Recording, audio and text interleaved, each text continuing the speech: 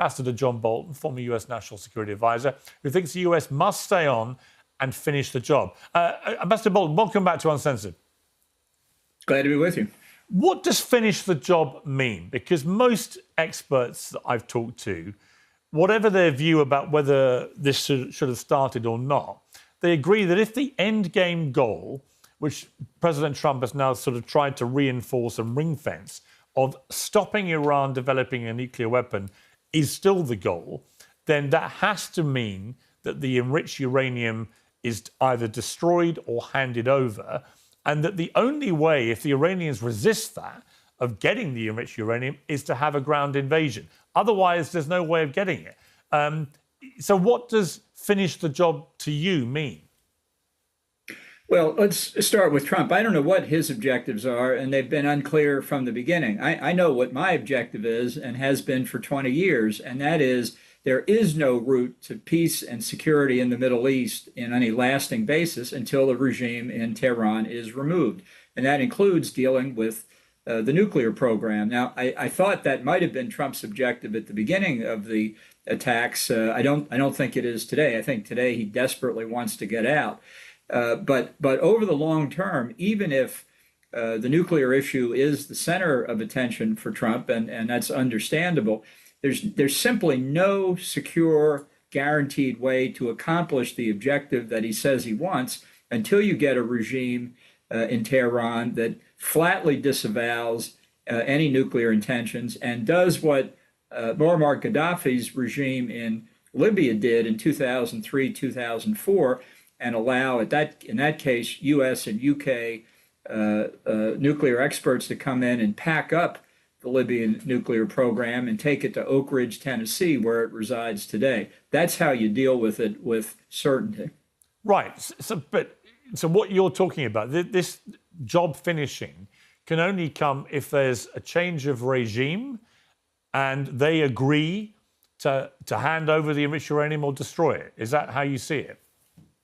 Well, I think that's the only certain way to do it. And it's not just on the nuclear side. It's on the support for international terrorism and on closing the Strait of Hormuz. Right now, I think the Ayatollahs and the Revolutionary Guard think they're in a position to open and close the strait like turning a light switch on and off. And that's simply unacceptable, not just to the United States, but certainly to the Gulf Arabs. How do you stop them? I mean, how do you actually stop them? I mean, I think that's true. And I think there's been this asymmetric war where you have a military war where America and Israel have been pounding the military capability of Iran, and I'm sure massively damaging it. But they very quickly realized, the Iranians, that if they control the Strait of Hormuz, they can cause enormous global damage to the global economic market, particularly in relation to energy and fertilizer and so on.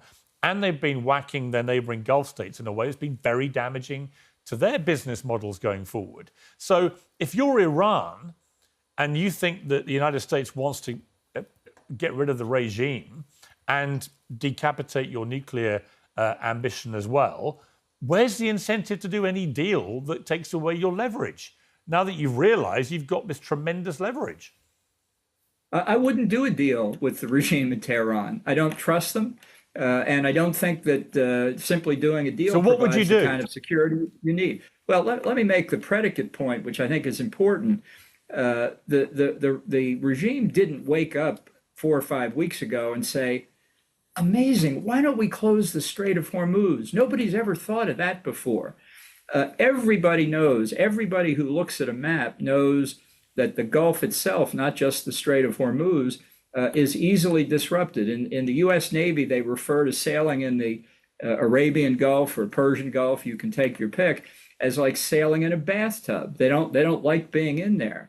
And it's not like Iran hasn't tried to disrupt commercial trafficking, particularly in oil, in the Gulf and through the Strait before. They did it in 1987 and 88. Reagan reflagged Kuwaiti tankers as American tankers, and we escorted them through. So this was obvious from the get-go, as was the possibility that Iran would attack the Gulf Arab states, which it did. And Trump knew that. He may say nobody expected that, but I will tell you in the first term, when I was arguing that our policy should be regime change, Those who objected to it raised all of these potential contingencies.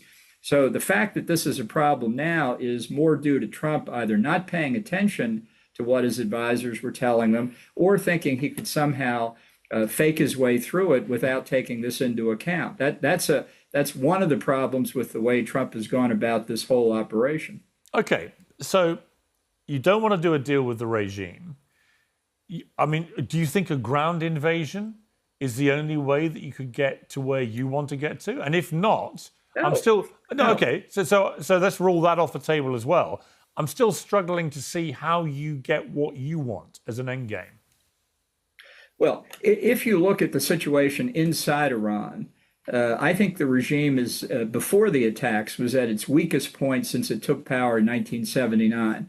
The population is overwhelmingly opposed to the regime. Young people who make up 70% of the population are under 30, massively dissatisfied with the regime. When the internet's on, when they look across the Gulf, they know they could have a different life.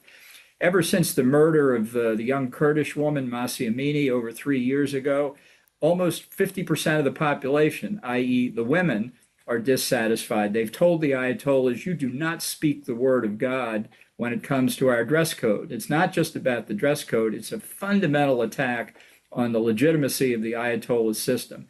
The ethnic groups are dissatisfied, the Kurds, the Baluchis, the Armenians, the Azeris. And inside Iran, the economy was a wreck even before the attack began. That's why people were demonstrating in December. Yeah, but none of these people have been demonstrating since the war started. So again, I mean, well, I know that's for sure. Yeah, but I know the Israelis. The regime murdered over 40,000 of them. Right, that'll get your attention. Right, and I just had that debate with a guy in Tehran. But the Israelis, according to the New York Times, sold Trump on a series of events that would be triggered by killing the supreme leader and a lot of the top members of the regime, that the IRGC would collapse from within and that the people would rise up and you would get a natural revolution, and that the Strait of Hormuz would be a distraction that no one would be interested in worrying about. Well, the top bit happened, but all that happened was the supreme leader got replaced by his son. The others all moved up a notch. The IRGC appears to still have an iron grip on the country. There have been no uprisings whatsoever since this war started for a number of reasons, but none of the people that you're talking about have risen up in this war at all. And the Strait of Hormuz has become this enormously effective weapon for the Iranian regime in causing massive damage, both economically and politically. So again, I mean, I'm just asking, if you were in charge right now, to get to finish the job, as you put it, what do you actually do? Well, it would take me about 2 hours to go through everything you've just said and explain what's wrong. Well, let's start with the idea that somehow Bibi Netanyahu conned Trump into this operation. You know, in the first term, Netanyahu was in favor of regime change too. And he said to Trump, I'm sure, the same things he said in the second term. So the idea that the U.S. government is an unwitting tool of the Israelis isn't true. I don't know what convinced Trump to do this. I was as amazed as anybody else, but it wasn't because of Bibi Netanyahu. There must have been some other factor.